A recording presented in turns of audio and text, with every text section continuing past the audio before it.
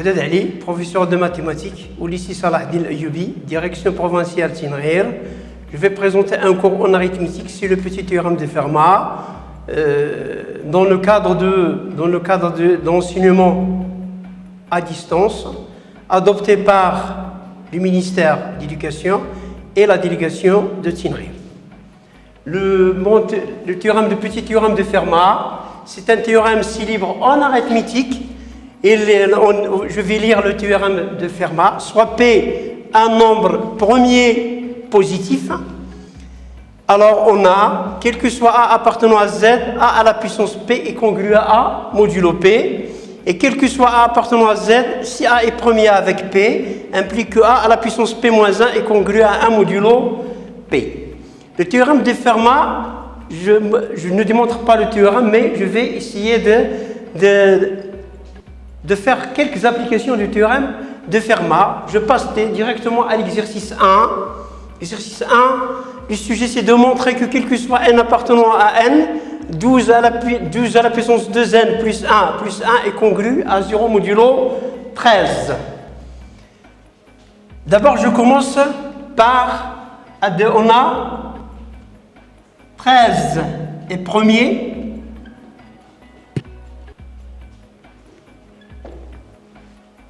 et 12 est premier avec 13, c'est-à-dire le PGCD de 12 et 13 est égal à 1. Donc, d'après mon théorème de Fermat,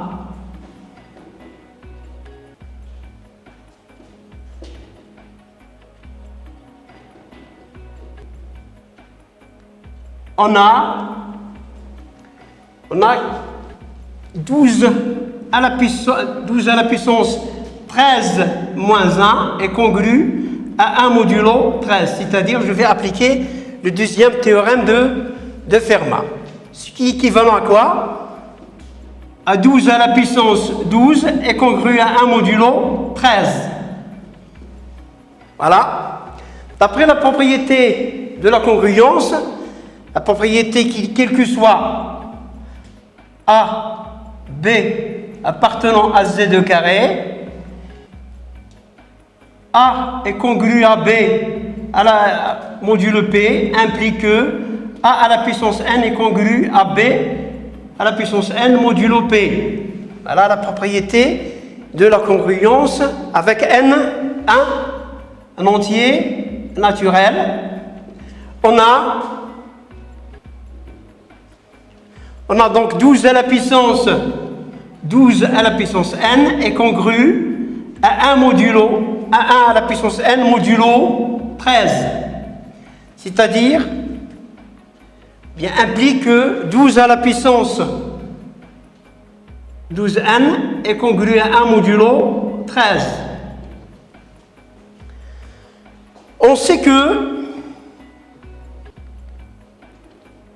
que 12 à la puissance 1 est congru à 12 à la puissance 1 modulo 13. Donc,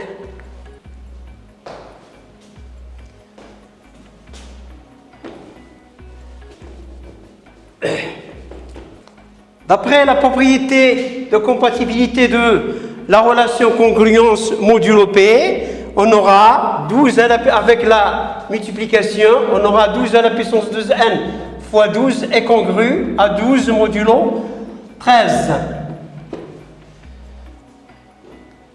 Implique quoi?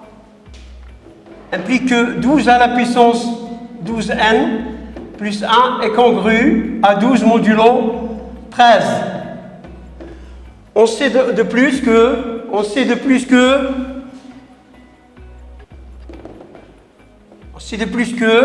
1 est congru à 1 modulo 13. Donc, d'après la compatibilité de la relation congruence modulo n avec l'addition, on a donc 12 à la puissance 12n plus 1 est congru à 1 plus 12 modulo 13. Cela implique quoi? Que 12 à la puissance 12n plus 1 est congru à 13 modulo 13. Cela implique quoi? Que 12 à la puissance n plus 1 est congru à 0 modulo 13, car 13 est congru à 0 modulo 13. Voilà donc pour le premier exercice, c'est-à-dire j'ai démontré maintenant, quel que soit n appartenant à n, on a 12 à la puissance 12n plus 1 est congru à 0 modulo 13. Ici, d'après cet exercice, le théorème de Fermat me permet de trouver quoi? Le reste de la division qui vient d'un grand nombre modulo un entier premier strictement positif. Voilà. Voilà donc pour le premier exercice. On passe au deuxième exercice. Montrer que 91 divise 3 à la puissance 48 moins 1. Ici, je remarque que 91 n'est pas premier. Donc 91 n'est pas premier parce que il est divisible par 7, il est divisible par 13. Donc je vais décomposer 91 en produit de facteurs premiers. C'est 7 fois 13. 7 fois 13.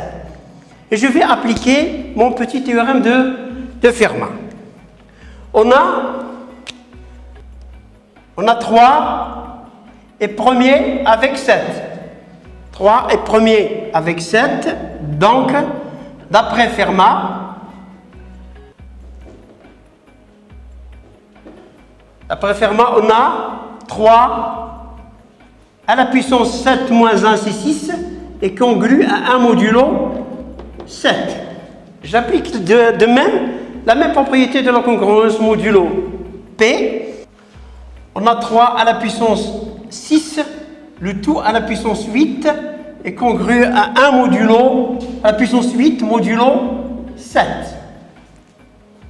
C'est-à-dire 3 à la puissance 48 est congru à 1 modulo 7.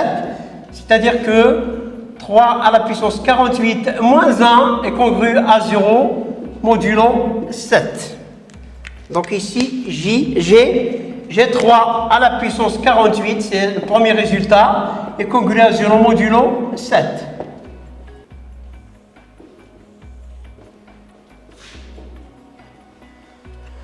Voilà, 3 à la puissance 48 moins 1 est congru à 0 modulo 7. Encore, de plus, on a 3 est premier avec 13. 3 est premier avec 13. D'après Fermat toujours,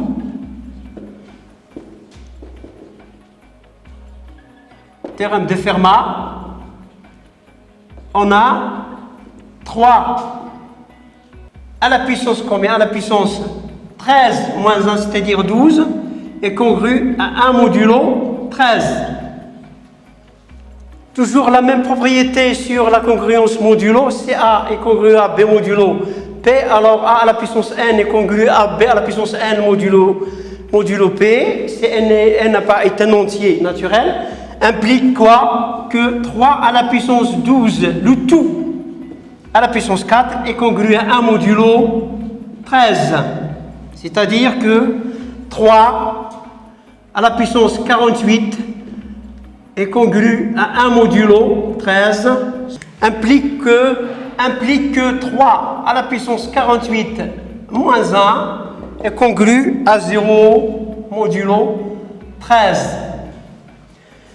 Donc on a donc 3 à la puissance 48 moins 1 est congru à 0 modulo 13, 2 étoiles. Donc d'après on sait que 7 et 13 sont premiers entre eux. Donc, d'après étoile et 2 étoiles, on a 7 fois 13 divise 3 48 moins 1, d'après le théorème suivant, si A divise C et B divise C et A premier avec B, alors le produit A fois B divise C. A toujours A et B et C appartient à Z à la puissance 3. Voilà, d'après ceci. C'est un résultat du cours, c'est-à-dire si A divise C et B divise C et A premier avec B, alors A fois B divise C, donc 91. Par suite, 91 divise 3 à la puissance 48 moins 1. Voilà donc pour le deuxième exercice. On passe à une autre application du théorème de Fermat. C'est soit très que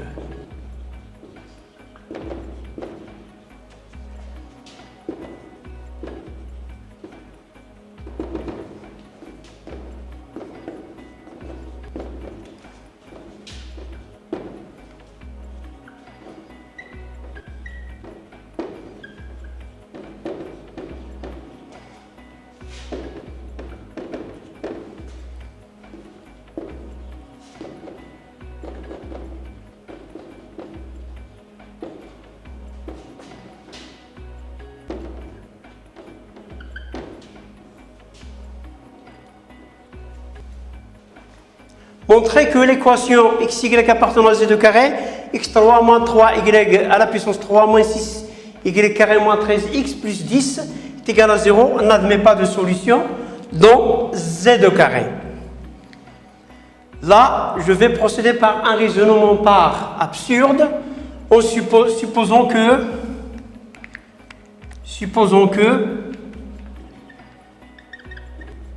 l'équation admet une solution dans z carré. Cela veut dire qu'il existe x0, y0 appartenant à z carré, tel que x0 à la puissance 3, moins 3 y0 à la puissance 3, moins 6 y0 au carré, moins 13 x0 plus 10 est égal à 0. D'après le théorème de Fermat, c'est le premier théorème ici, après le théorème de Fermat, on a x0 à la puissance 3 est congru à x0 modulo 3. Et y0 à la puissance 3 est congru à y0 modulo 3. Moins 6 y0 au carré est congru à 0 modulo 3. Et moins 13 x0 est congru à quoi? Ici, c'est moins 13 x0, moins 12. Il est congru à 0 modulo 3, donc il me reste ici, c'est moins x0 modulo 3. Donc,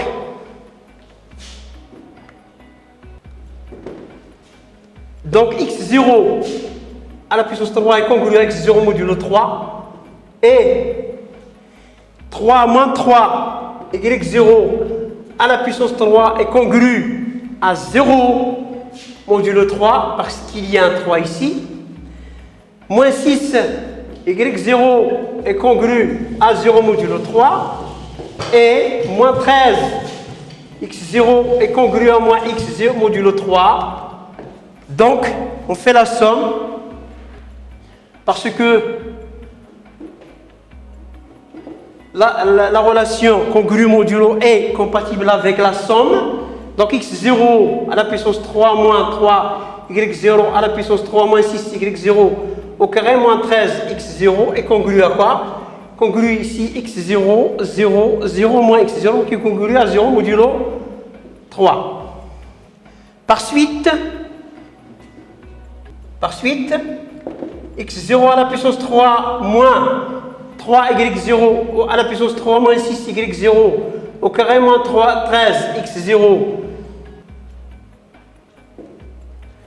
plus 10 est congru à 10 modulo 3. C'est-à-dire donc 0 est congru à 10 modulo 3. C'est-à-dire que 3 divise 10.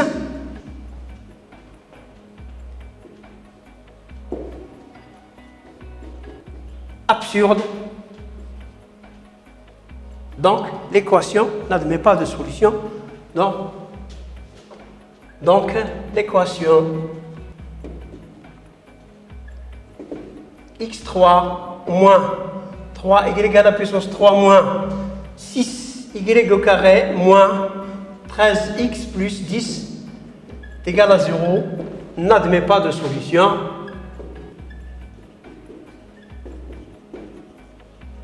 N'admet pas de solution dans z au carré. Voilà donc pour le troisième exercice.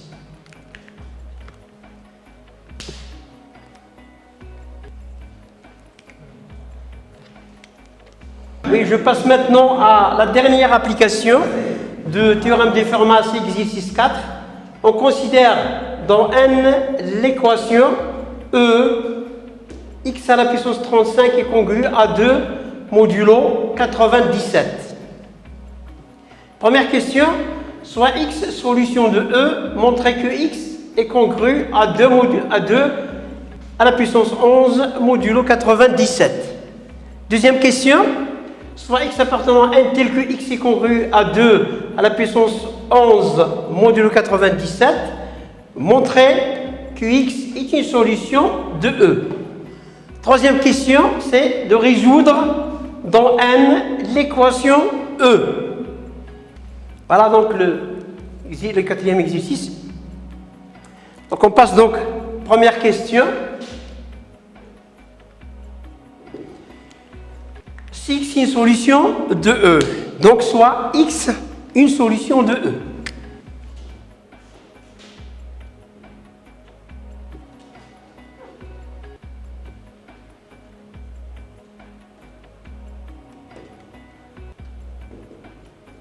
Donc, on a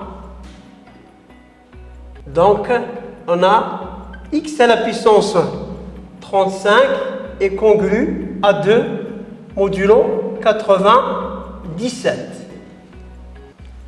On peut démontrer que 97 est premier. C'est facile à démontrer. Je vous laisse les soins de faire la démonstration de 97 est premier. Maintenant, je vais démontrer que on démontre que 97 est premier avec x. On démontre que 97 est premier avec x. Donc, on a 97 est premier. Donc, les seuls diviseurs positifs de 97 sont 1 et 97. Parce que c'est un nombre premier positif. Donc, on suppose que on suppose que 97 divise x. Donc, x est congru à 0 modulo 97. D'où x à la puissance 35 est congru à 0 modulo 35. Pardon, x à la puissance 35 est congru à 0 à la puissance 35 modulo 97 implique que x à la puissance 35 est congru à 0 modulo 97. Or, x à la puissance 35 est congru à 2 modulo 97. Donc, 0 sera congru à 2 modulo 97, absurde. Donc, 97 ne divise pas x par suite. X et 97 sont premiers entre eux. Puisqu'ils sont premiers entre eux, d'après le théorème de Fermat, la deuxième version du théorème de Fermat, on a x à la puissance 96 est congru à quoi? Est congru à 1 modulo 97. Voilà, donc x à la puissance 96 est congru à 1 modulo 97. C'est-à-dire, bien implique que x à la puissance 96 fois 4 est congru à 1 à la puissance 4 modulo 97. Voilà. Cela implique quoi? Que x à la puissance 80, 4 fois 6, 24, 2, 4 fois 36, 38 est congru à 1 modulo, d'où x 84 est congru à 1 modulo 97. Voilà le premier résultat.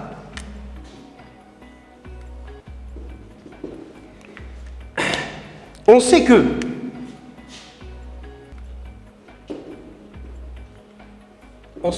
x à la puissance 35 est congru à 2 modulo 97. Cela implique que x à la puissance 35, le tout à la puissance 11 est congru à 2 à la puissance 11 modulo 97. C'est-à-dire que implique que 3x à la puissance 385 est congru à 2 modulo 11 est congru à 2 à la puissance 11 modulo 97. Voilà le résultat. Un deuxième résultat, x à la puissance 385 est congru à 2 à la puissance 11 modulo 97.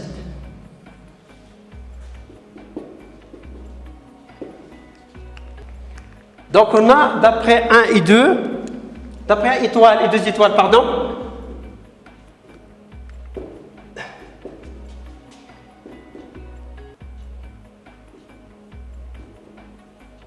on a ici, qu'est-ce que je peux faire?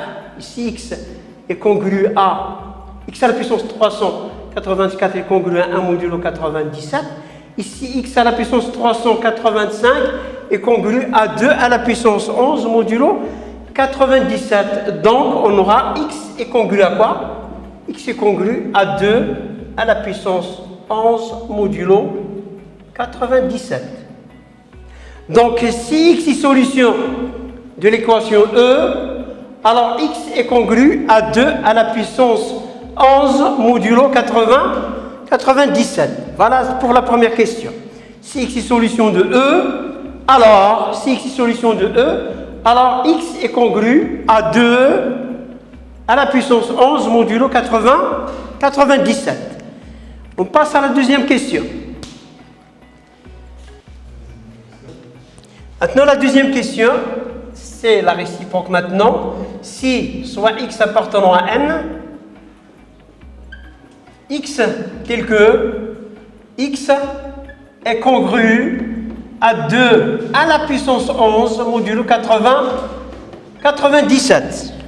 On va montrer que x est une solution de l'équation E. On a 2 est premier avec 97. Donc, d'après le théorème de Fermat, x à la puissance 96 est congru à 1. Donc, d'après Fermat,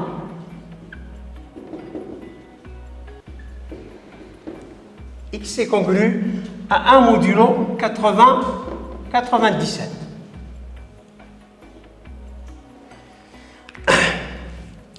Alors, on a de plus x est congru à 2 à la puissance 11 modulo 97 implique quoi? Que x à la puissance 35 est congru à 2 à la puissance 11 le tout à la puissance 35 modulo 97. C'est-à-dire implique quoi? Que x à la puissance 35 est congru à 2 à la puissance 11 fois 35 modulo 97. Implique quoi? Que x à la puissance 35 est congru à 2 à la puissance 385 modulo 97. Cela implique quoi? Que x à la puissance 35 est congru à 2 2 à la puissance 96 fois 4, c'est ça, plus 1 modulo 97.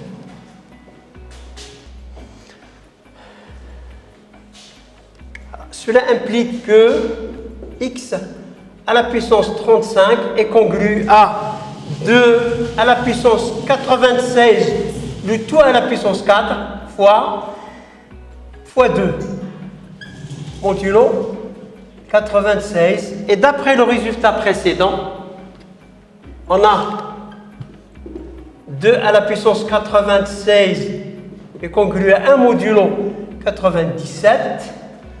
Donc,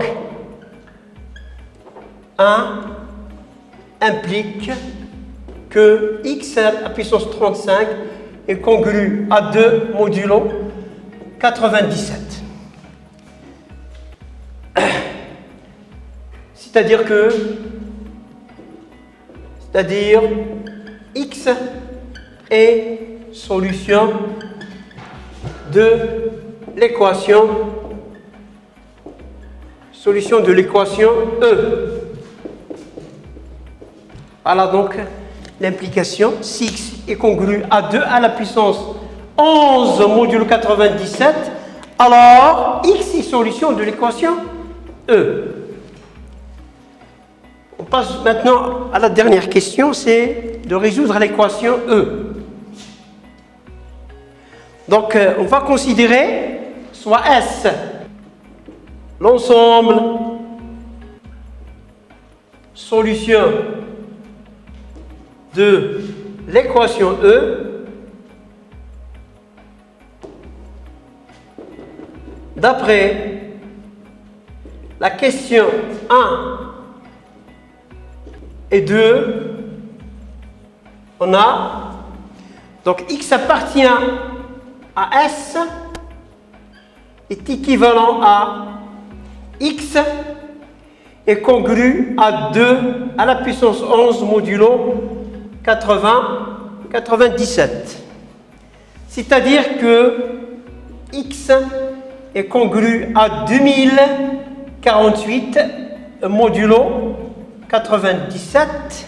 Et si vous effectuez la division de 2048 par 97, vous trouvez que le reste est égal à 11, c'est-à-dire x est congru à 11 modulo 97, c'est-à-dire que x est égal à 11 plus 97, k avec k appartient à n parce qu'on résout l'équation dans n. Donc l'ensemble de solutions S est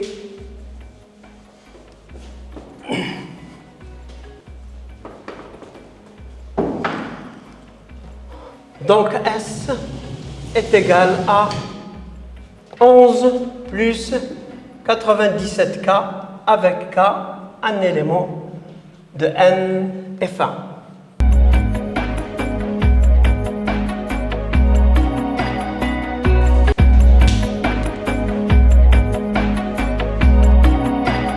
بسم الله الرحمن الرحيم.